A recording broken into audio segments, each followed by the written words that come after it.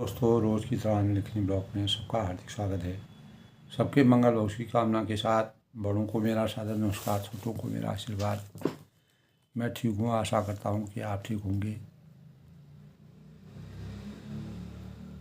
रामचरितमानस के बालकांड के प्रसंग में सीता और मर्यादा पुरुषोत्तम भगवान रामचंद्र जी का स्वयंवर का प्रसंग है, जिसमें भगवान राम, लक्ष्मण, सीता अपनी सखियों के साथ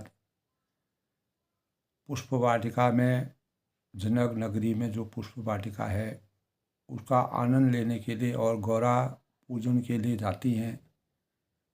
तो ऐसे अवसर पर संयोगवश सीता जी का सखियों के साथ वहाँ आना और उनका स्वयंवर होना और राम और लक्ष्मण का विश्वामित्र के साथ जनक नगरी में जाना और पुष्प वाटिका में इस रमणीय दृश्य को देख करके जो तुलसीदास जी ने जिस प्रकार के भावों का संचार किया है वो अद्भुत है, अलौकिक है। और एक प्रकार से हो गई सोई जो विधि रचि राखा, को करी सकत जो को करी तरक बड़ा वहीं शाखा। तो संयोग सुन सिय सत्य अशीष हमारी, पूजहि मनोकामना तुम्हारी। तो सिय शोभा हिय बरन प्रभु आपने दशा विचारी, बोले सोची मन अनुज सुनो वचन समय अनुहार। यानी इस प्रकार हृदय में सीता जी की शोभा का वर्णन करके और अपनी दशा को विचार कर प्रभु श्री रामचंद्र जी मन, वचन और वाणी से पवित्र अपने छोटे भाई लक्ष्मण से उस परिवेश के समय के अनुकूल जो वचन कहते हैं उन वचनों का तुलसीदास जी ने जो वर्णन किया है, तात जनक तनया यह सोई, धनुष यज्ञ जही कारण होई, पूजन गौरी सखी लय आई, करत प्रकाश फिर फुलवाई। कल के प्रसंग में था दोस्तों, ये हिताद भगवान राम कहते हैं कि हिताद यह वही जनक नंदिनी है, जनक की कन्या है, जिसके लिए धनुष यज्ञ का इतना बड़ा प्रयोजन हो रहा है। और सखियाँ इसे गौरी पूजन के लिए माता की के आशीर्वचनों से और माता के द्वारा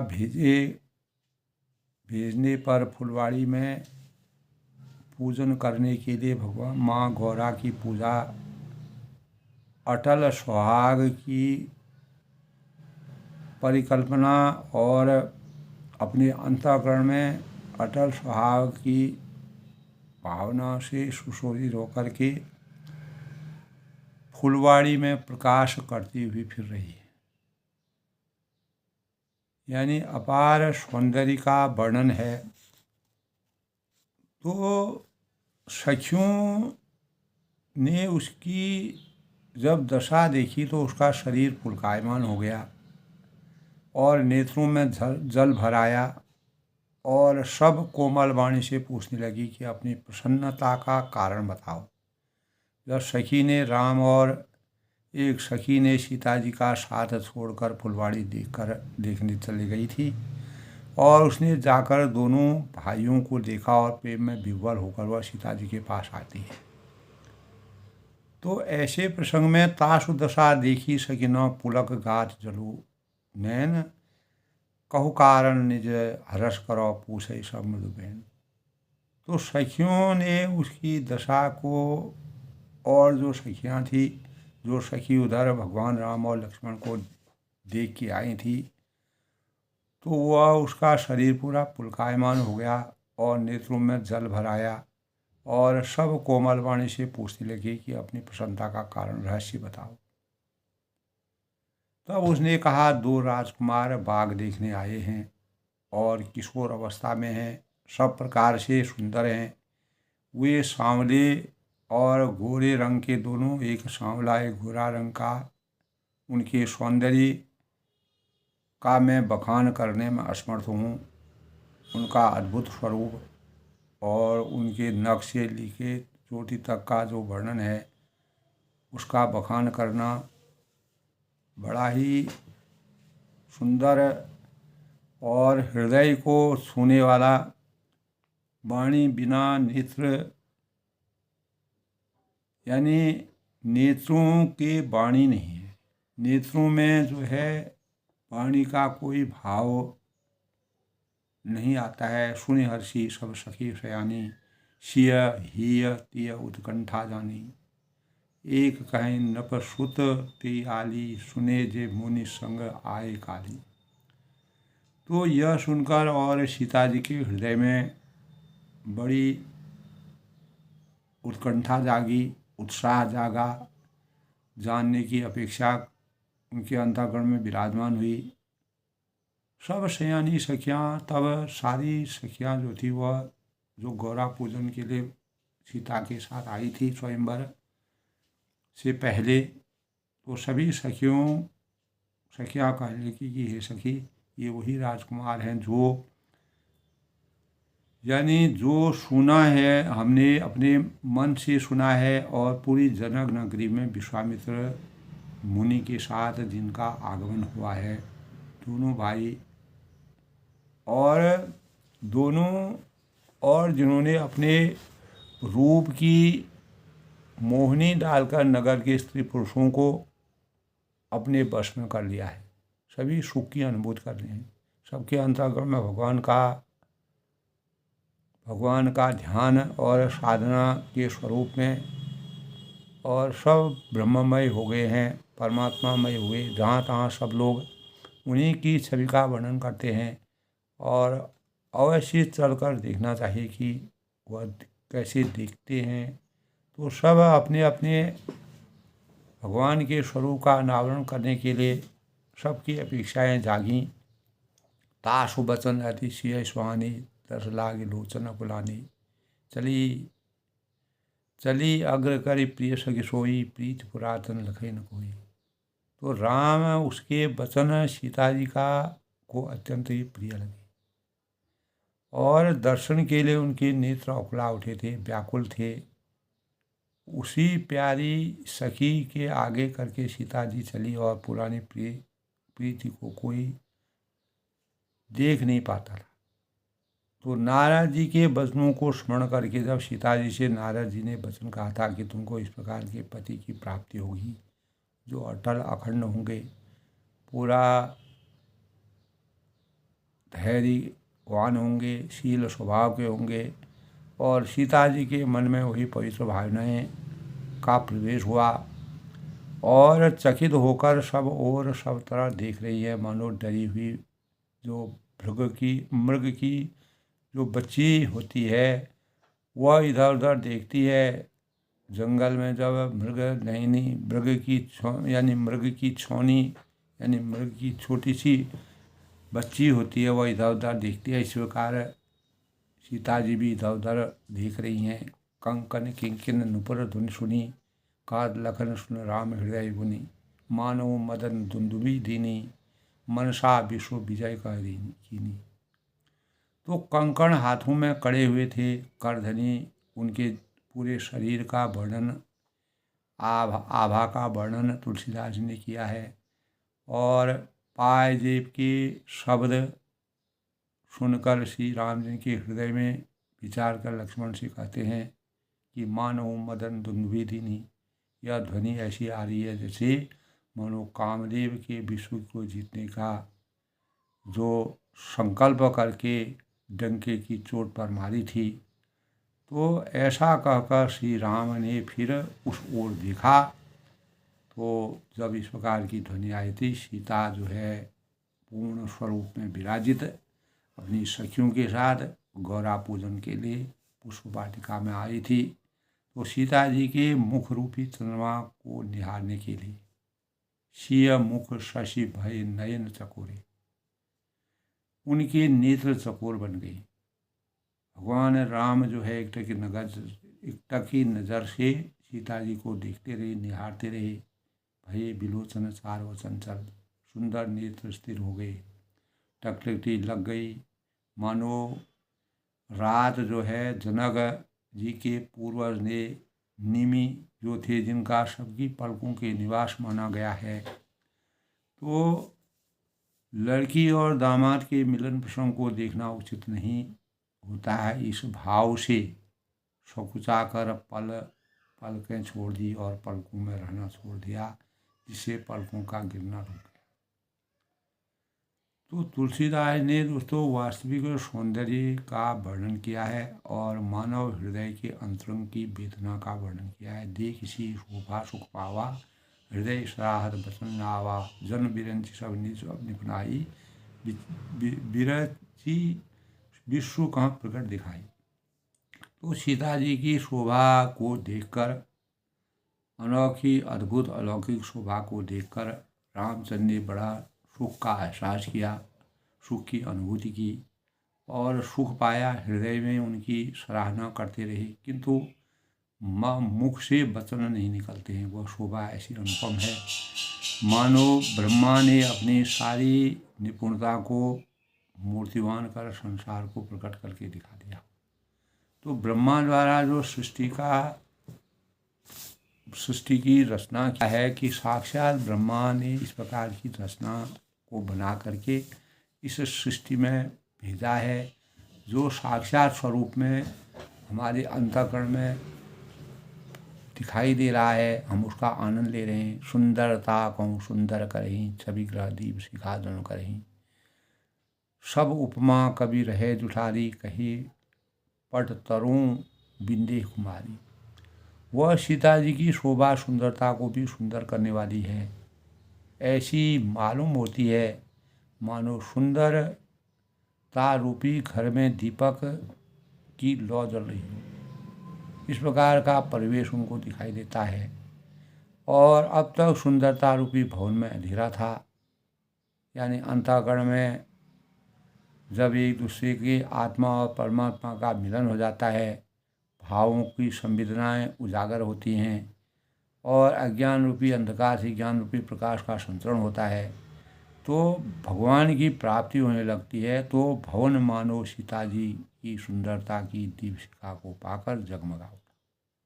भवन में इस प्रकार का आनंद की अनुभूति प्रकाशित हो गया कि पहले से ही अधिक सुंदर हो गया। सारी उपमाओं, हम जितनी भी उपमाएं करते हैं, किसी से भी उपमा करते हैं, तो वह उपमा भी फीकी पड़ जाती है, अर्थात कवियों को झूठा बना देती है।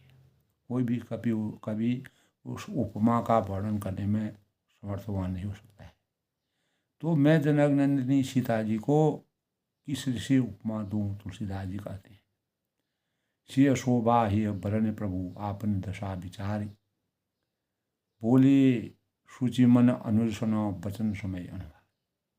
तो वह कहते हैं कि इस प्रकार हृदय में सीता जी की जो अनुपम शोभा का वर्णन करके अपनी दशा को विचार कर प्रभु श्री रामचंद्र जी की पवित्र मन से, मनसा वाचा कर्म के भाव से मन में अपने छोटे भाई लक्ष्मण के समय उस परिवेश समय के अनुसार जिस प्रकार के वचन बोलते हैं, उसका तुलसीदास ने बड़ा ही मार्मिक और हृदयस्पर्शी वर्णन किया है। तात जनक तनियाय हसोई, धनुष्य गिजई कारण होई, पूजन गौरी सुखी ले आई, कर प्रकाश फिर खुलवाई। तब भगवान राम लक्ष्मण से कहते हैं कि हे तात सुनो, यह वही जनक की कन्या जनक नंदिनी है, जिसके लिए इतना बड़ा विशाल धनुष्य की रचना हो रही है, प्रक्रिया हो रही है, कितना समय इसमें लग गया है, अनेक देश विदेश के राजाओं को आमंत्रित किया हुआ है और अपने गुरु के सानिध्य में हम भी इस स्वयंवर को देखने के लिए आए हैं। तो सखियाँ इसे गौरी पूजन के लिए लाई हैं और इनकी शोभा अद्भुत है, अलौकिक है और यह मन को मोहित करने वाली है। यह फुलवाड़ी में प्रकाश करती हुई, यानी जितना भी इसका जहाँ यानी सीता जी के शरीर की शोभा इस प्रकार से आच्छादित हो रही कि अंधकार में भी प्रकाश जैसा वातावरण परिवेश वहाँ दिख रहा है। कहने का मतलब है कि फुलवाड़ी में प्रकाश करती हुई फूल जो है, फूलों में अनेक प्रकार के रंग बिरंगे जो फूल वहाँ पर फुलवाड़ी में खिले हुए हैं, उनमें प्रकाश की ज्योति अगर सीता जी की छाया पड़ती है तो वह अद्भुत हो जाती है, अलौकिक हो जाती है। तो इस प्रकार के भावों से तुलसीदास जी ने सीता जी के स्वयंवर से पहले माता गौरा से अटल सुहाग की कामना के लिए और अनसुईया यानी माता द्वारा सीता जी को गौरा पूजन के लिए भेजा गया। और इसी प्रसंग में तुलसीदास जी ने उस वर्णन को उसी समय राम और सीता लक्ष्मण सखियां सहित आपस में मिलन होता है। दोनों फुलवाड़ी में आते हैं एक दूसरे के स्वरूप को देख करके और अंतरात्मा में सुख की अनुभूति होती है, प्रसन्न चित्त हो जाता है, चारों ओर प्रकाश का आघोष हो जाता है और पूरी जनक नगरी जो है अवध, वहाँ जहाँ राम निवासु राम का निवास वहाँ है। और एक तरफ धरती की पुत्री माँ सीता और दूसरी तरफ भगवान राम जो पायस खीर से जिनकी और कौशल्या माता से जिनका जन्म हुआ। तो ऐसे सुंदर भावों का संयोग विधि द्वारा रचा गया है, उसी को तुलसीदास ने बड़े ही मार्मिक ढंग से प्रस्तुत किया है। तो दोस्तों इससे पहले आज के शुभ पंचांग की बात करते हैं। शुभ पंचांग दोस्तों आज 22 फरवरी 2025 और फाल्गुन मास के कृष्ण पक्ष की नवमी तिथि और दिन शनिवार, चंद्रमा धनु राशि में संचार करेंगे और विक्रम संवत 2081 शक संवत 1946 सूर्य उत्तरायण में क्रोधी नाम संवत्सर है। ज्येष्ठ यानी नक्षत्र का संयोग रहेगा और उस हर्षण योग 11:55 तक हर्षण योग है, शाम 5:40 तक, और उसके बाद वज्र योग का संयोग रहेगा।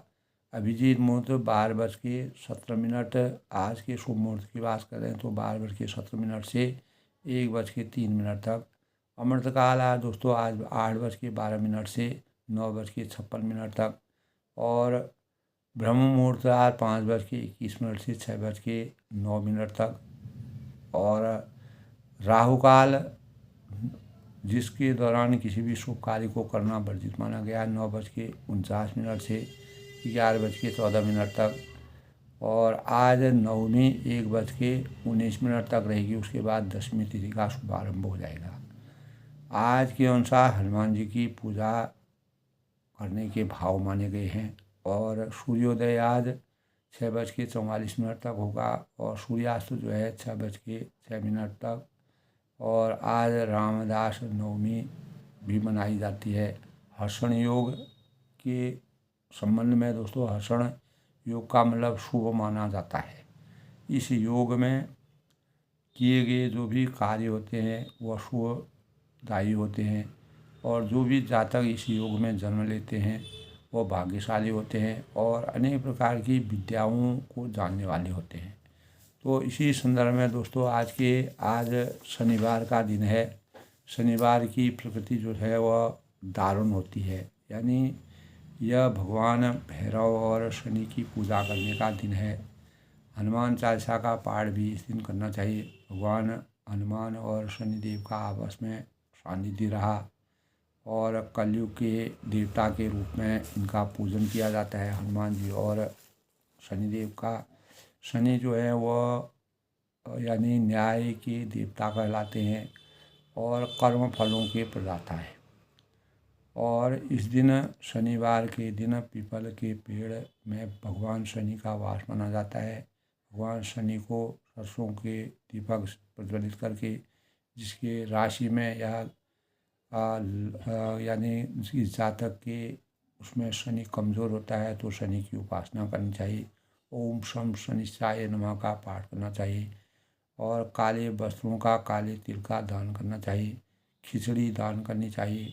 गरीबों को, दीनों को, जो असहाय हैं, ज़रूरतमंद हैं, उनको दान करना चाहिए और जो वृद्ध लोग होते हैं उनकी सेवा शुश्रूषा करना चाहिए। क्योंकि शनि ने जब समुद्र मंथन हुआ था उसमें शनि ने न्याय की पराकाष्ठा को सर्वोपरि माना। तो शनिवार को जो है विधि विधान के साथ शनि का पूजा करना, शनि पीपल के पेड़ की परिक्रमा करना शुभ माना गया है। और अगर शनि हमारे जीवन में 3 बार शनि की ढैया प्रत्येक मानव के जीवन में आती है, उसमें शुभ और अशुभ कार्य दोनों होते हैं। और शुभ कार्य और अगर कोई और जातक के जीवन में शनि का दोष हो रहा है, संकट हो रहे हैं, परेशानी हो रही है और कार्यों में बाधा आ रही, तो शनि की उपासना करनी चाहिए और शनि का पूजन करना चाहिए। ओम शम शनिश्चाय नमः। शनिवार को हनुमान चालीसा का पाठ और शनिवार को शनि मंत्र का जाप करना और जप करना मुसीबतों से पार पा सकते हैं। तो शनिवार को दीनहीन, वृद्ध, कमज़ोर व्यक्ति जो होते हैं उनको सताना नहीं चाहिए, उनकी सेवा करनी चाहिए, किसी का अपमान नहीं करना चाहिए। ये हमारे शास्त्रों के अनुसार बताया गया। और इस दिन खास तौर से दोस्तों खिचड़ी का सेवन करना चाहिए, क्योंकि इससे हमारी नकारात्मक ऊर्जा समाप्त होती है और सकारात्मक ऊर्जा का उदय होता है। इस दिन तेल है, नमक है, काली चीज़ें हैं, ये चीज़ खरीदना, लोहा है, इसको खरीदना वर्जित माना गया है। फर्नीचर, मशीनरी की चीज़ों को नहीं खरीदना चाहिए। और इस दिन यानी शनिदेव अच्छे कर्मों के फलों के प्रदाता माने गए हैं। जब शनिदेव को भगवान शिव ने दंड दिया था तो हनुमान जी ने उनको यानी तेल से उनके घाव को ठीक किया था, क्योंकि भगवान शिव ने उनको सही करने के लिए, शनि उग्र के स्वभाव के थे, तो उनके स्वभाव को सही करने के लिए अपने गणों को भेजा। लेकिन गणों शनि बलवान थे, वीर थे और इसीलिए भगवान शिव को खुद अवतरित होना पड़ा। तो उन्होंने शनि के जो उनमें प्रबलता थी, चंचलता थी, उनको कम करने के लिए तो तब हनुमान जी ने जो है शनि में तेल से उनका घाव बुरा किया। इसलिए शनि देवता में तेल चढ़ाया जाता है, तेल चढ़ाने का विधान है। हमारे शास्त्रों के अनुसार ऐसा कहा गया है। शनि जो है को प्रसन्न करने, कर्म योग के करने से कर्म के अनुसार कर्मण्येवाधिकारस्तु मा फलेषु कदाचन, जैसा कर्म करोगे उसी प्रकार के फलों की प्राप्ति होगी। शुभ और अशुभ कर्म हमारे जीवन में हमको किस प्रकार के फल देते हैं, ये शनि की उपासना से होता है। शनिवार के दिन किसी प्रकार के नशीली चीज़ों का सेवन नहीं करना चाहिए। हनुमान चालीसा का पाठ करना चाहिए, सुंदरकांड का पाठ करना चाहिए, शनि का जाप करना चाहिए 108 बार। पीपल के पेड़ में शनि का वास माना गया है, इसलिए ओम शं शनिश्चाय नमः, ओम शं शनिश्चाय नमः का पाठ करके काला कपड़ा, लोहे का सामान इस दिन खरीदना वर्जित माना गया है। इस दिन जन्मे जो जातक होते हैं वो दृढ़ निश्चयी होते हैं, बुद्धिमान होते हैं, व्यावसायिक होते हैं, सीधे साधे होते हैं। और शनिवार को काले व गहरे नीले कपड़े पहनने का विधान है। इस प्रकार शनि की उपासना करने से हमारे जीवन में अनेक प्रकार के कष्टों से हमें मुक्ति मिलती है। तो इसी के परिणाम स्वरूप दोस्तों आज के प्रसंग की, रामचरितमानस के आज के प्रसंग की बात करते हैं। तो जास बिलोक अलौकिक शोभा, सहज पुनीत मोर मन शोभा। यानी रामचंद्र जी लक्ष्मण जी से कहते हैं कि जिसके लिए यह धनुष यज्ञ हो रहा है, सखियाँ इसे गौरी पूजन के लिए लाई हैं, माता के आशीर्वाद को प्राप्त करने के लिए। फुलवाड़ी में प्रकाश करने की इनके अंदर जो अपार छवि दिखाई दे रही है। तो जास भी लोग अलौकिक शोभा, जिसकी अलौकिक सुंदरता देखकर स्वभाव से ही पवित्र मेरा मन शुद्ध हो गया। भगवान रामचंद्र भी इस प्रकार की यानी शोभा को देख करके, सीता के स्वरूप को देख करके उनके अंतःकरण में भी प्रेम के भावों का संचार हुआ। और सहज पुनीत मोर मन शोभा, वह सब कारण अथवा उसका सब कारण तो विधाता जाने। विधि की जो रचना है, विधि का जो विधान होगा, उसी के अनुसार कार्य होगा। आगे की बात है, भगवान उस समय जो है बिल्कुल सामान्य रूप में मानव रूप में हैं। तो सो सब कारण जान विधाता, यह सब कारण भगवान ही जानते हैं, मैं नहीं जान सकता हूँ। और फर कहीं सुभद अंग सुन भाता, किंतु हे भाई सुनो, मेरे मंगलमय यानी मंगलदायक जो दाहिने अंग जो हैं वो फड़क रहे हैं। पुरुष का दाहिना अंग फड़कना शुभ माना जाता है, इसीलिए संकेत ऐसे मिल रहे हैं कि शुभता के संकेत मिल रहे हैं। स्वयंवर के लिए हम यहाँ आए हैं और विश्वामित्र जी बड़े ही, हमारे मुनि बड़े ही संयोग के साथ हमको यहाँ पर लाए हैं। तो रघु बसनी कर सहज सुबाहु, मनुख पंथ पग धरे न काहू, मोहि अतिशय प्रीति न केरी, यही सपने पर नारी न हेरी। तो रघुवंशियों का यह सहज और जन्मगत स्वभाव है। रघुकुल रीत सदा चले आई, प्राण जाए पर बचन जाए, कि उनका मन कभी भी कुमार्ग पर पैर नहीं रखता है, क्योंकि मर्यादित होते हैं, सांस्कारिक होते हैं, धीर बुद्धि वाले होते हैं और सहन शक्ति के प्रतीक होते हैं। तो मर्यादा पुरुषोत्तम भगवान रामचंद्र जी ने कभी भी अपने गुरुओं के सानिध्य के परिणाम स्वरूप अच्छे मार्ग को अपनाने के भाव का कुमार्ग पर पैर नहीं रखना, यह रघुकुल की पराकाष्ठा है, नीति है, मर्यादा है। और मोहि अतिशय प्रीति कर पेरी, मुझे तो अपने मन का अत्यंत ही विश्वास है, मनसा वाचा कर्मा से मुझे अपार विश्वास है कि जिसने जागृति की कहे यानी स्वप्न में भी पराई स्त्री पर दृष्टि नहीं डाली। तो पता नहीं सीता के अंतःकरण में मैं क्यों क्षुब्ध हो गया, और इस प्रकार से जो है स्वप्न में भी पराई रघुकुल की जो पराकाष्ठा है। तो जिनके लहे न रिपुर न पीठी, नहीं पावही पर रीठी, मगन लहई न जिनके नाही, ते नर वर थोड़े जगमाही। तो रण में शत्रु जिनकी पीठ नहीं देख पाते हैं, अर्थात जो लड़ाई के मैदान में भागते नहीं हैं, और पराई स्त्रियां जिनके मन और दृष्टि को नहीं सोच पाती हैं, और भिखारी जिनके यानी भिखारी मंगत लहई न जिनके नाही, भिखारी जो है जिनके यहाँ से ना ही नहीं पाते हैं, खाली हाथ नहीं लौटते हैं, अर्थात कुछ न कुछ उनको प्राप्ति होती है। ऐसे श्रेष्ठ पुरुष संसार में बहुत कम है, उनकी संख्या बहुत कम है। करत बत कहीं अनुज सुनो, मन सिय रूप लोभान, मुख सरोज मकरंद छवि, करें मधुपान। तो यूं ही श्री रामचंद्र जी छोटे भाई से बातें कर रहे हैं और अपना विचार मंथन कर रहे हैं, अपने अंतःकरण की बातें कर रहे हैं, और पर मन सीता जी के रूप में लुभाया हुआ है, और एक भगवान का संयोग है। वो विधि की रचना होई सोई जो, विधि रच राखा को करी तरक बढ़ाओ ही शाखा। तो उनके मुख सरोज मकरंद छवि, मुख रूपी कमल की छवि पर सभी रूप मकरंद रस को भौरे की तरह पी रहे। तो वास्तविक रसास्वादन मकरंद के का रसास्वादन करके अपार छवि की अनुभूति कर रहे हैं।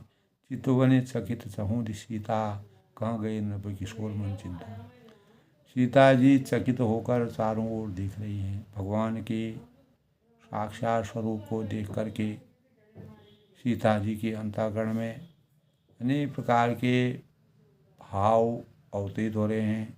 तो चारों ओर आश्चर्यजनक उनके स्वरूप को देख करके अत्यंत ही प्रफुल्लित हो रही हैं, प्रसन्न हो रही हैं, खुश हो रही हैं, पुलकायमान हो रही हैं। कहाँ गई नृप किशोर मन चिंता, मन इस बात की चिंता कर रहा है कि राजकुमार कहाँ चले गए। जहाँ भी लोग मृग सावक नैनी, बाल मृग नैनी, मृग के छोने की सी आँख वाली सीता जी, जिस प्रकार से उनका वर्णन तुलसीदास ने अभूतपूर्व वर्णन, यानी जो मृग होता है हिरनी का जो बच्ची होती है उसके समान जिनकी आँख हैं, सुंदर से टपटपे आँख, सीता जी जहाँ दृष्टि डालती है वहाँ मानो श्वेत कमलों की कतार बरस जाती है। ऐसा लगता है कि श्वेत कमलों की आभा से पूरा वातावरण आच्छादित हो रहा है। लता ओट तब सखिन लगाई, श्यामल गौर किशोर सुहाई, देख रूप लोचन ललचानी, हर्षे जन्म पहचानी। तब सखियों की लता की ओट में सुंदर श्याम और गौर कुमारों को दिखलाया। जब सीता जी जब फुलवाड़ी के में भगवान राम, लक्ष्मण, सीता और उनकी सखियाँ थी, तब सखियों ने लता की ओट से, लताओं की झरोकों से सुंदर श्याम और गौर दोनों कुमारों को, राम और लक्ष्मण को दिखलाया। तो देख रूप लोचन ललचाने, उनके स्वरूप को देख करके, उनकी आभा को देख करके, उनके वास्तविक साक्षात स्वरूप को, भगवान को देख करके नेत्र ललचा उठे। तो जिस प्रकार एक धन यानी जो जो निर्धन होता है उसको धन की प्राप्ति हो जाती है और वह जो है उसी के लिए दौड़ भागता है, इसी प्रकार मनसा वाचा कर्मणा से सीता जी पूर्ण रूप से संतप्त होकर भगवान की छवि को देखकर ललचा उठती हैं। हर से जननी पहचानी, ऐसे प्रसन्न हुए मानो उनको अपना खजाना मिल गया हो।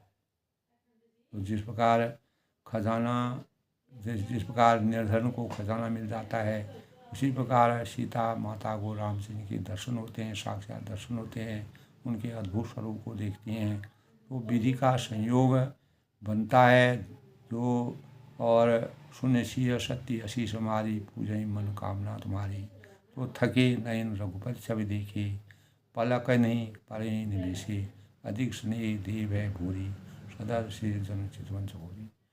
श्री रघुनाथ जी की छवि देखकर, उनके स्वरूप को देखकर नेत्र चकित और निश्चल हो जाते हैं और पलकों ने भी गिरना छोड़ दिया है। अपार छवि और रहस्य को देख करके सीता माता के अंतःकरण में भगवान राम जी की मूर्ति का प्रवेश हो जाता है और अंतर्मन की ज्योति जगती है। अधिक स्नेह देव है भूरी, और प्रेम और स्नेह के भावों का सृजन होता है। अधिक स्नेह के कारण शरीर विह्वल और बेकाबू हो जाता है। यानी जब अत्यंत खुशी हो जाती है, प्रसन्नता होती है, भगवान के दिव्य साक्षात स्वरूप का अनावरण करते हैं, मानो शरद ऋतु ऐसा लग रहा है कि शरद सजीव जनु चितव चकोरी, मानो शरद ऋतु में चंद्रमा को चकोरों को देख करके बेसुध हुई देख रहे हो। यानी चकोरी को बेसुध हुए, अपने शुद्ध में नहीं है, बेसुध हो गए, इस प्रकार का परिदृश्य दिख रहा है। लोचन मग रामे उड़ानी, दीने पलक कपाट शयानी, जब सिय सखिन प्रेम बह जानी, कहीं न सकई कसु मन सुख जानी। तो हृदय की वास्तविक वेदना का वर्णन तुलसीदास जी ने, जब आत्मा परमात्मा का मिलन होता है तो लोचन मग राम ही उर्गानी, नेत्रों के रास्ते रामचंद्र जी के हृदय को लाकर चतुर शिरोमणि जानकी जी के पलकों के किवाड़ लगा दिए, अर्थात नेत्र मूंद कर उनका ध्यान करने लगी। अंतःकरण में मनन ध्यान साधना के स्वरूप में विराजित होकर के अंतर्मन में भगवान का अंतर्ध्यान नमन करती हैं, प्रणाम करती हैं, अंदर ही अंदर उनके स्वरूप का ध्यान लगाती हैं।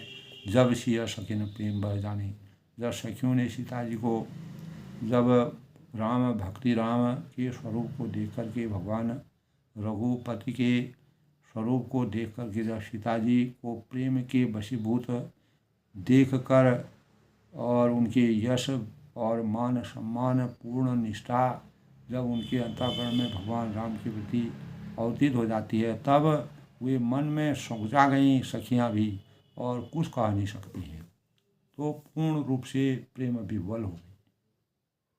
तो तुलसीदास जी ने इस प्रकार का अद्भुत मिलन का जो संयोग बनाया है वो अद्भुत है, अलौकिक है, और मानव चेतना को जगाने के लिए प्रेम की पराकाष्ठा और भक्ति ये भावों का संचार होता है, आत्मा परमात्मा का मिलन होता है। लता भवन तय प्रकट भे ते अवसर दो भाई, निगसे जनो जुग विमल विदु जलद पटल बिलगाए। तो लता भवन तय प्रकट भी, यानी लता भवन उसी पल में, उसी समय जो है दोनों भाई यानी लता मंडल यानी जो कुंज था में से प्रकट हुई, और मानो दो निर्मल चंद्रमा बादलों के पर्दे को हटाकर निकले हो। जब बादलों में चंद्रमा छुपे रहते हैं और वह एकाएक निकलते हैं तो ऐसा अद्भुत सौंदर्य लगता है कि जो हमारा चिंतन जो है पूर्ण रूप से पवित्र हो जाता है, स्वतंत्र हो जाता है, निर्मल हो जाता है। तो शोभा सिंह सुबह दो बीरा, नील नील पीत जल लाभ शरीरा, मोर पंख सिर सोहत ने की, गुच्छ बीच बीच कुसुम कली की। और दोनों सुंदर भाई शोभा की सीमा है, उनके शरीर की शोभा पीले और पीले कमल की सी से उनकी शोभा का वर्णन है। और सिर पर सुंदर मोर पंख जो है सुशोभित हो रहे हैं, मोर पंख सिर सोहत नहीं के, गुच्छ बीच बीच बीच कुसुम कली के, और बीच बीच में फूलों की कलियों के गुच्छे लगे हुए। तो भाल तिलक संबिन सुहाई, सुवर्ण सुबह भूषण छवि छाई, विकट भ्रुगुटि कच घुगरवारी, नव सरो लोचन रत्नारी। तो माथे पर तिलक और पसीने की बूंदें शोभायमान हो रही, यानी उनकी जो वास्तविक छवि का एक एक अंग का जो वर्णन, एक एक भाव का, संवेदनाओं का जो वर्णन तुलसीदास ने किया है। तो कानों में सुंदर भूषण की छवि छाई हुई है, और टेढ़ी भौहें और घुंघराले जिनके बाल हैं, नए लाल कमल के समान, यानी लाल कमल जैसे नया नया खिलता है, इस प्रकार से उनके रत्नारी यानी लाल नेत्र जो सुशोभित हो रहे हैं। ऐसी आभा को देख करके सीता जी का मन ध्रुवित हो जाता है। और चारु चिंबुक नासिका कपोला, हास विलास लेत मन मोला, मुख छवि कहीं न जाय मोहि पाही, जो बिलोग बहु काम ल जाही। तो ठुड्डी है, नाक है, गाल है, बड़े सुंदर सुशोभित हो रहे हैं। हंसी की शोभा मन को मोल लिए लेती है, ऐसा लगता है कि इनको खरीद लें। और मुख छवि कहीं न जाए मोहि पाही, मुख की छवि को मुख से इस प्रकार की छवि शोभा है कि उसका वर्णन मुख से नहीं किया जा सकता है, जिसे देखकर बहुत से कामदेव भी लजा जाते हैं, कामदेव भी उनके सामने नहीं रहता। उर्मनिमाल कम्बुकल गीवा, काम कलभ कर भुजबल विशिवा, सुमन समेत बाम कर होना, सांवर कुंवर सभी सुलोना। तो बख्शी स्थल पर, छाती पर, यानी उनके मणियों की माला ऐसी सुशोभित हो रही है कि शंख के सदृश सुंदर गला है। जिस प्रकार शंख होता है, यानी शंख भी 3 प्रकार के होते हैं दोस्तों, तो वह शंख जो है इस प्रकार के शंख के समान उनका गला दिख रहा है। कामदेव के हाथी के यानी सुमन समेत बाम कर दोना, और कामदेव के हाथी के बच्चे की सूंड के समान उतार चढ़ाव वाली कोमल भुजाएं उनकी सुशोभित हो रही हैं। और सांवर कुंवर सखी सुटिलोना, और जो बल की सीमा है, जिनके बाएं हाथ में फूलों सहित दोना है, और ये हे सखी यह सांवला कुंवर तो बहुत ही सलोना है, सुंदर है, मन को भाने वाला है, अंतरात्मा में यह विराजमान हो गया है। सखियाँ आपस में वार्तालाप करती हैं, सीता के चिंतन, सीता के मन में अपार सुख की अनुभूति होती है। के हरि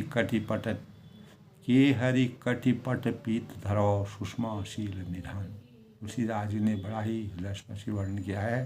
कहते हैं कि सिंह की जैसी पतली लचीली और कमर वाले पीताम्बर धारण किए हुए हैं, और शोभा और शील के भंडार, सूर्य कुल के रघुकुल के शिरोमणि भूषण श्री राम जी को देखकर सखियाँ अपने आप को भूल गई हैं, अपने स्वरूप को भूल गई हैं, अपने चित्त को भूल गई हैं और जो ज्ञान और भक्ति के संसार में डूब गई हैं, भगवान की आस्था का साकार स्वरूप उनके अंतःकरण में विराजमान हो गया है और वह मन वाणी और मनसा वाचा कर्म से पूर्ण रूप से भगवान पर निष्ठावान हो गई हैं।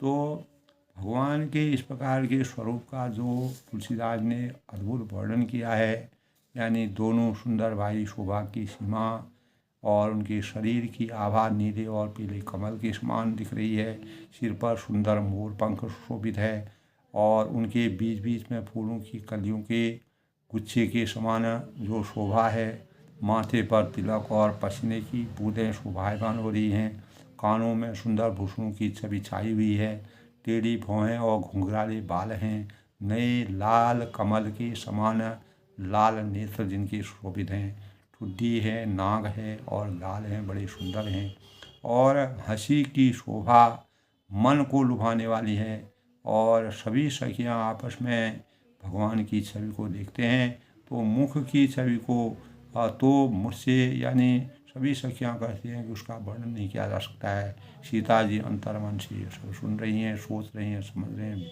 अपने अंतर्गण में भगवान को के स्वरूप का अंतर ध्यान कर रही हैं, जिसे देखकर बहुत से कामदेव भी लज्जित हो जाते हैं, कामदेव भी उसके साथ निस्सार हो जाते हैं।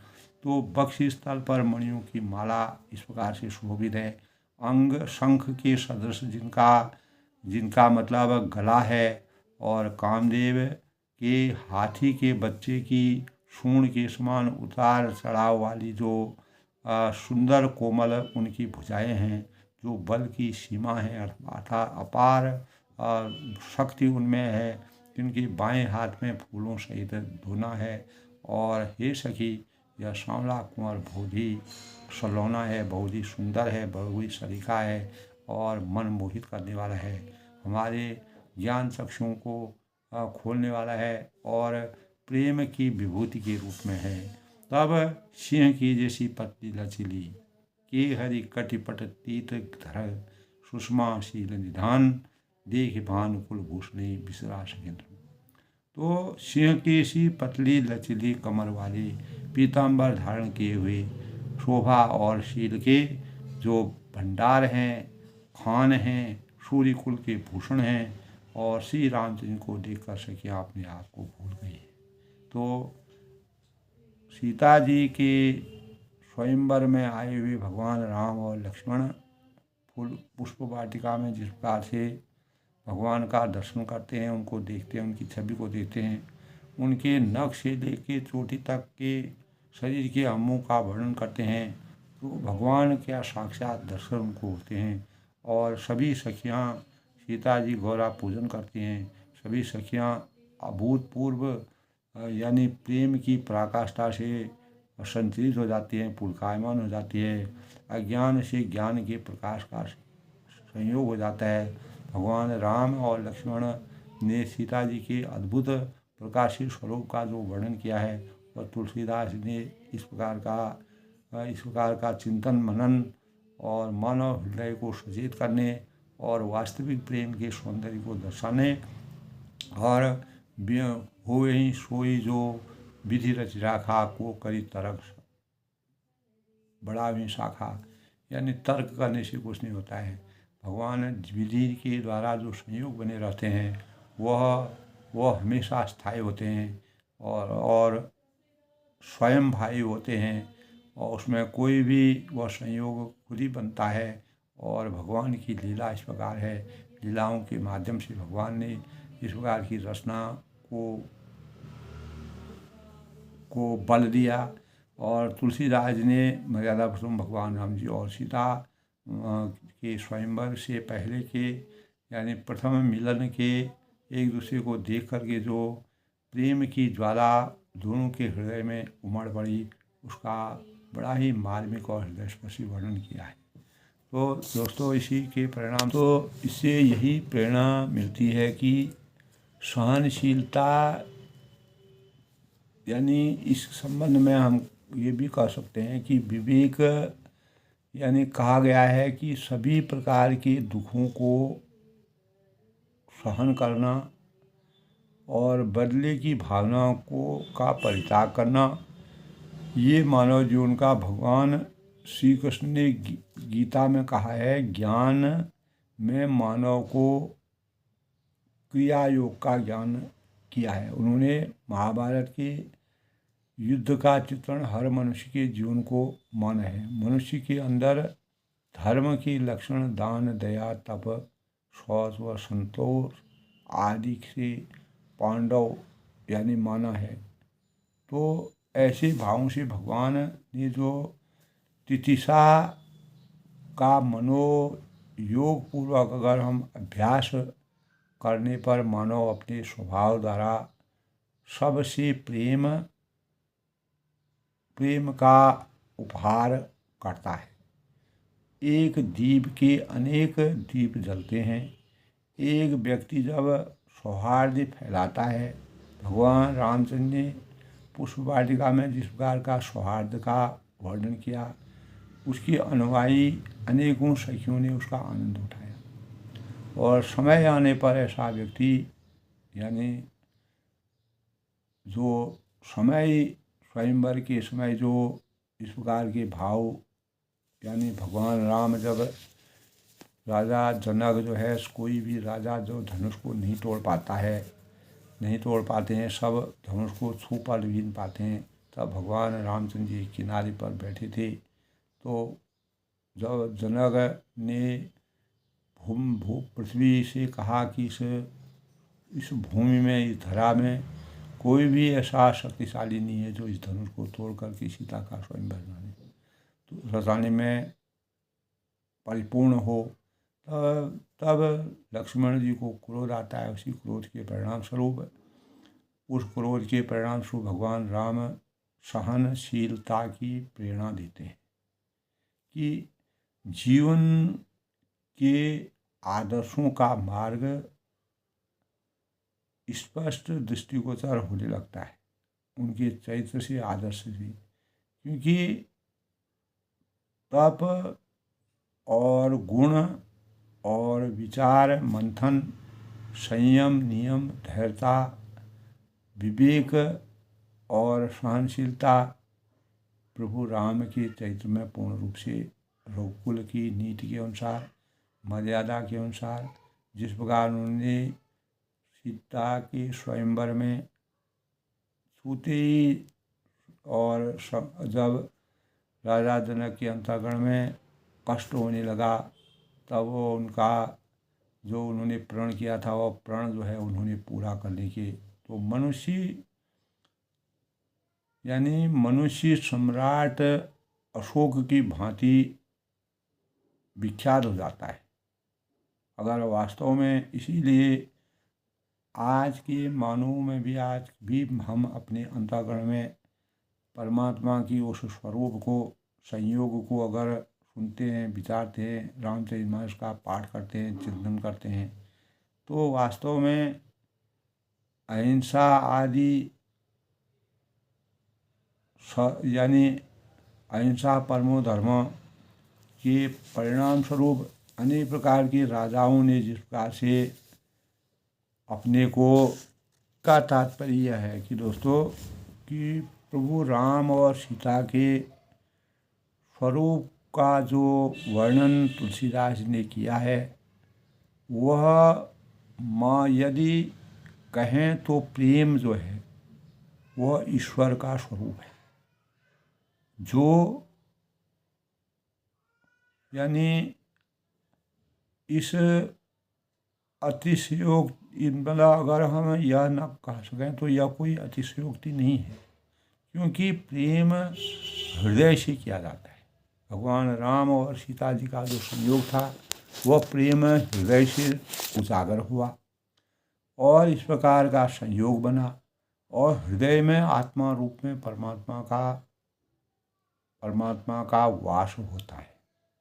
तो सीता जी के अंतःकरण में भगवान का स्वरूप जागा और जिसके परिणाम स्वरूप उनके अंतःकरण में जैसे जो सिद्ध पुरुष होते हैं और दिव्य वातावरण से युक्त तथा तपस्वियों को और सिद्ध पुरुषों द्वारा अनुप्राणित जो जगह होती है, स्थान होती है, तो वही पुष्प वाटिका जो है उनकी तप साधना द्वारा एक प्रकार के संस्कारिक तीर्थ स्थल के रूप में इस प्रकार का वातावरण वहाँ पर हुआ। तो सात्विक भावना की उत्पत्ति होती है।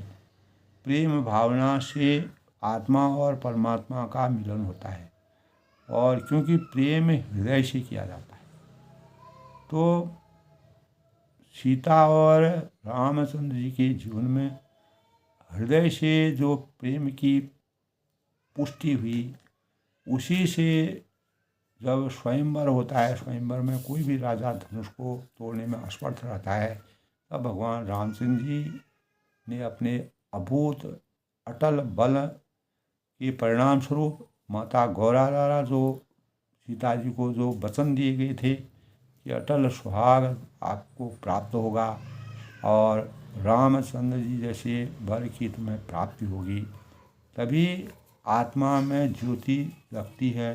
इसी प्रकार सीता जी के अंतःकरण में प्रभु राम के प्रति आस्था के भावों का संचार हुआ। अपनी वाणी को विराम देते हुए सबके मंगल हो उसकी कामना करता हूँ। इसी प्रकार दोस्तों, प्रेम की पराकाष्ठा का वास्तविक स्वरूप जब संयोग ऐसा बनता है कि वह स्वरूप जो है साकार बनने में बनता है, तो तुलसीदास ने इसी प्रकार के वर्णन करके और बहुत ही एक माला के समान एक एक शब्द को गूंथ करके जो वर्णन किया है वह अभूतपूर्व है। सब लोग सुखी रहें, खुश रहें, प्रसन्न रहें। इसी प्रकार रामचरितमानस का अध्ययन करते रहें, अपना ज्ञान वर्धन करते रहें।